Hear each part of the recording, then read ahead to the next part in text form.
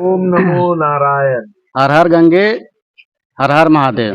दोस्तों, हमारी उपस्थिति प्रयागराज के महाकुंभ में है, जो जिसका योग 144 साल बाद लगा है, जो केवल एक व्यक्ति के जीवन काल में एक बार आता है। और हमारे साथ मौजूद है एक महाराज जी, जिन्होंने कई वर्षों से अपने हाथ को ऊपर करके रखा है। चलिए इनसे बात करते हैं और जानने का प्रयास करते हैं कितने दिन से ये तपस्या में है। महाराज जी, सबसे पहले आपके चरणों में स्पर्श और अपना परिचय एक बार बता दें। हमारा नाम दिगंबर दिवाकर भारती, तपोनिधि श्री पंचायती आनंद अखाड़ा से बिलोंग करते हैं। महाराज जी, आप हाथ ऊपर किए हैं, तो आपने कितने दिनों से अपने हाथ को ऊपर धारण किया है? ये ऊर्ध्वबाहु तपस्या है। पिछले 10 वर्षों से हमने ऊर्ध्वबाहु तपस्या कर रखा है।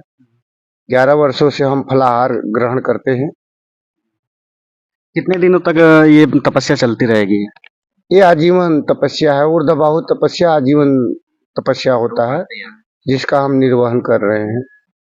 महाराज जी, आप निवास स्थान कहाँ पे करते हैं?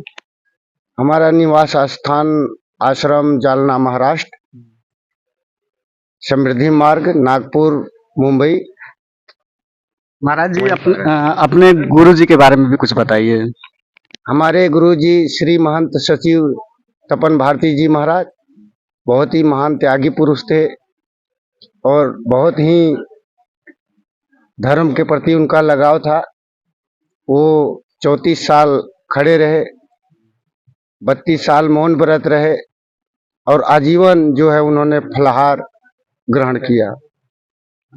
महाराज जी, अभी एक मुद्दा जो मीडिया में बहुत तेजी के साथ चल रहा है, जहाँ पे एक बयान लगातार सामने आ रहा है कि ये जहाँ पे जो कुंभ क्षेत्र है, ये वक्फ बोर्ड की जमीन है। इस पे आप क्या कहना चाहते हैं? नहीं, जमीन किसी की नहीं है। ये भारत माता का जमीन है, ये गंगा माँ का जमीन है। और ये वक्फ बोर्ड तो बोर्ड है, ये हिंदुस्तानियों का, सनातनियों का जमीन है। ये किसी वक्फ बोर्ड या किसी मुसलमान या किसी अन्य का नहीं है, ये सनातनियों का जमीन है। ये कुंभ मेला क्षेत्र जो है हम लोगों का है, जो हजारों पता नहीं कितने वर्षों से चला आ रहा है। लेकिन बार बार ऐसा दावा क्यों हो रहा है कि ये वक्फ बोर्ड की जमीन पे कुंभ मेला लगा है? अब गधे के पीछे जाओगे तो लात मारेगा ना, है? ये कानून है।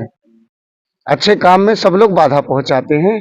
इसी प्रकार कुछ लोगों को हम लोगों का कुंभ मेला देखा जा नहीं रहा है, तो हम लोगों के काम में कुछ न कुछ अड़चन पैदा कर रहे हैं, जिसका कोई मैटर ही नहीं है, मतलब ही नहीं है, कोई मायने नहीं रखता।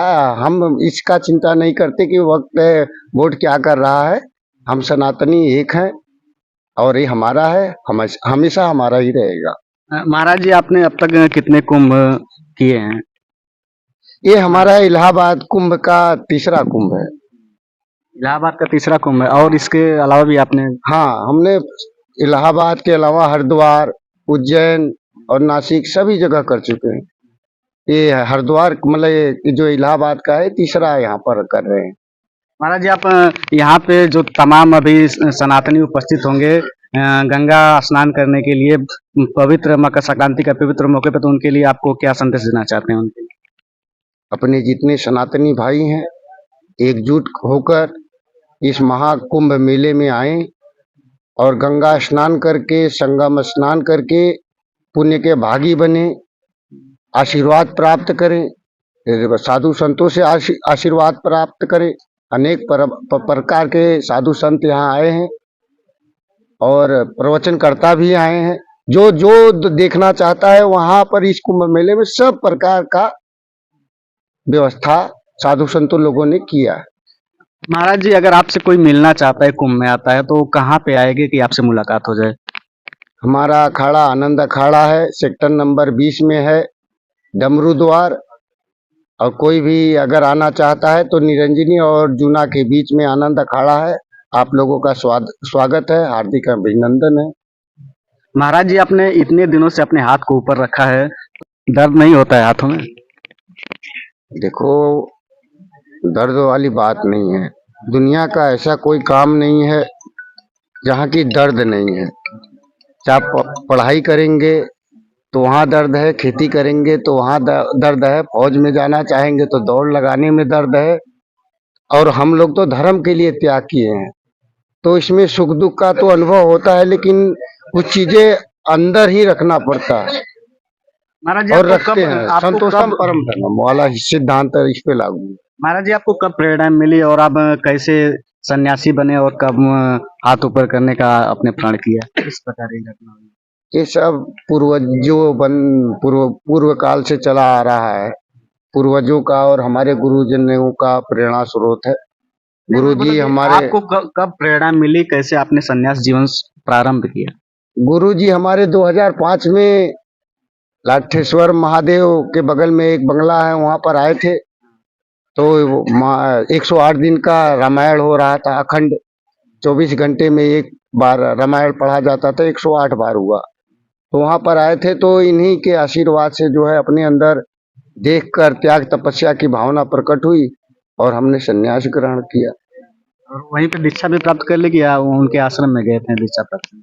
नहीं, उसके बाद हमने जो है दीक्षा प्राप्त किया। उस समय तो गुरु के चरणों में रह के सेवा किया, उसके बाद ही समझ में आया कि नहीं, गुरु के पास जाना चाहिए ना। और पहले तो हम भोलेनाथ को अपना गुरु मानते थे, पहले से ही बचपन से मेरे आराध्य भोलेनाथ ही। महाराज जी यहाँ पे बहुत सारे जो अभी बताया जाता है कि गुरु की सेवा और संतों की सेवा भक्त करते हैं, लेकिन यहाँ पे बहुत सारे लंगर चलते हैं बहुत से अखाड़ों की ओर से और महाराज जी की ओर से। तो ये क्या है, क्या यहाँ पे जो संत महात्मा लोग हैं वो भक्तों की सेवा करते हैं?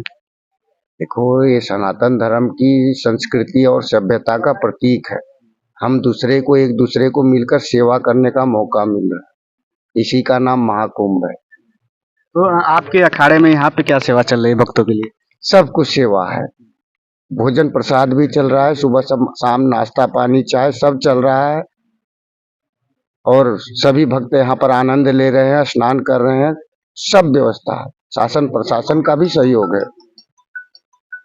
दोस्तों तो यहीं पे मैं अपनी वीडियो समाप्त करता हूँ, अगली वीडियो में फिर मिलूंगा, तब तक के लिए नमस्कार, धन्यवाद, जय हिंद, जय भारत।